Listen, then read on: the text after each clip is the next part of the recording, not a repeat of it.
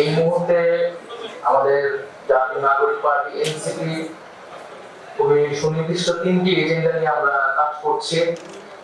আমরা বলছি যে জুলাই গণঅভ্যুত্থানের বিচার এবং রাষ্ট্রের কাঠামোগত সংস্কার এবং নতুন সংবিধানের জন্য গণপরিষদ নির্বাচন, আমরা এই 3টি দাবির কথা বলছি।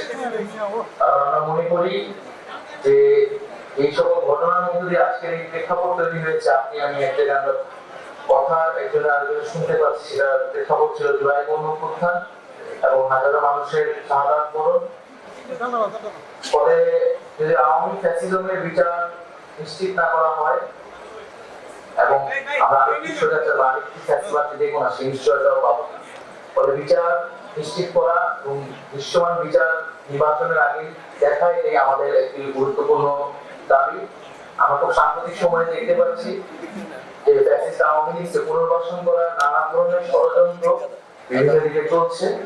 সেই জায়গা থেকে জাতীয় নাগরিক পার্টি সুস্পষ্ট ভাবে তাদের অবস্থান ব্যক্ত করেছে। কোনোভাবেই আওয়ামী ফ্যাসিজমকে যদি পুনর্বাসনের চেষ্টা করা হয় তাহলে জাতীয় নাগরিক পার্টি তা রুখে দেবে।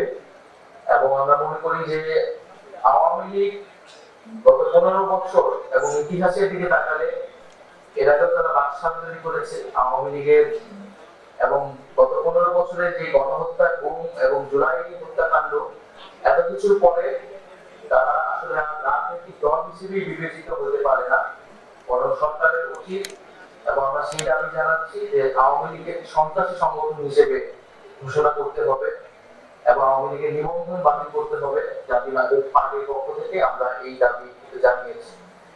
দ্বিতীয়ত আমরা সংস্কারের কথা বলছি যে মানুষ আসলে পরিবর্তন চায়। মানুষ চায় না যে একই রাষ্ট্র ব্যবস্থায় একই রকম সিস্টেমে আমরা আবার ফেরত যাবো। কিন্তু আমরা দেখছি যে বিভিন্ন রাজনৈতিক দল পুরোনো বন্দোবস্তেরই সমর্থন পেয়ে যাচ্ছে।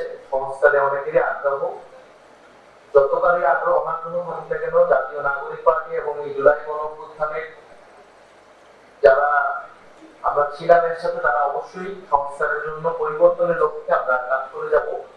এবং তৃতীয়ত আমরা বলছি যে আমাদের যে সংবিধান, সেই নতুন সংবিধানের জন্য একটি গণপরিষদ নির্বাচন আমাদের প্রয়োজন। কারণ এই পুরনো সংবিধান দিয়ে আমাদের একটি নতুন বাংলাদেশ সম্ভব নয়।